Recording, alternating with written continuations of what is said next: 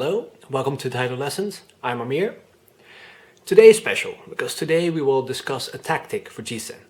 It's a tactic I've used several times and each time I either got a Wazari or an Ippon for it, so it's definitely an effective tactic. I will explain the tactic first and then I will show an example of the tactic being used in a real competition. I'm showing this tactic to you because I'm hoping it will make more people think about Jisen and share their ideas on the topic with the Taito community. At the moment, I feel like Jisen is all about speed and doing many techniques in a row, and I hope to see a change towards a bit smarter Jisen, which revolves more about Seigyo and strategy. Now this tactic that I will show you today is based on the simple assumption that the opponent is quicker than you are. So let's take a look at the sketch and see what this really means. The X is my opponent and the A is me. The circle around the X represents the range, the striking range of the opponent. If I stand in the circle, he will be able to hit me. And that's a really big problem because, like I said, we will assume that the opponent is faster than I am. So whenever I just enter his range, he will have the advantage because he's faster and he will be able to hit me before I am able to hit him. Therefore, it's vital that I get some kind of an advantage first before I enter and try to hit him. So until I have some kind of advantage, I need to stay outside of his range. But standing one step outside of his range is not good enough, because if he's fast enough, he will be able to close the distance and hit me before I'm able to get away. So instead, I will have to stand far away. This is called Gendo Maai. And it basically means that the opponent will have to take several steps before he is in range. And I will basically just try to keep this distance. Every time my opponent steps forward, I will try to step back and keep my distance.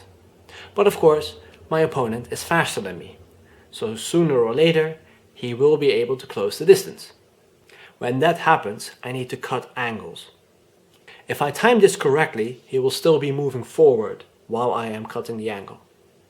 If all goes well, I will end up in a similar position as before, with me standing several steps outside of his range. For the tactic to work, I will probably have to do this a couple of times. And every time I do this, I will enter his range shortly. Therefore, I recommend that you also make some kind of elevation change, either go up or down, so that you are more difficult to hit. And if you can simultaneously perform an attack as well, so much the better.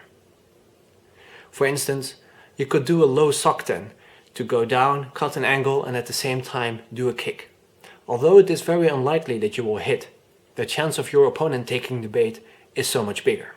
What bait? Well, that's the final step in the tactic.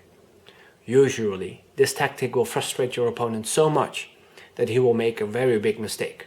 And that mistake is that he will attack from too far away. And as a result, you will have a lot of time to react. I recommend that you capitalize on his mistake by improving your position and then attacking from there.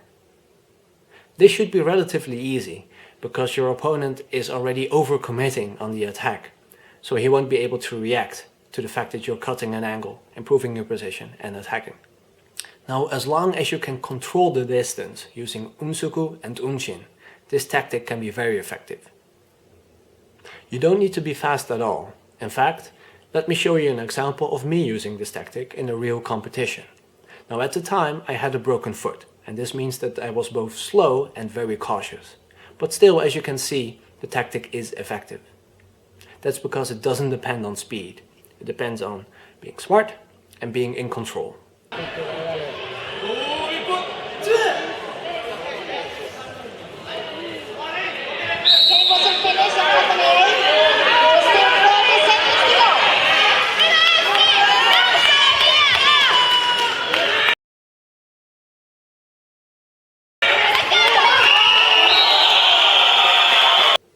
Okay, this was the title lesson for today. I hope you enjoyed it, and I also hope that this will improve your Jisen by making it a little bit smarter.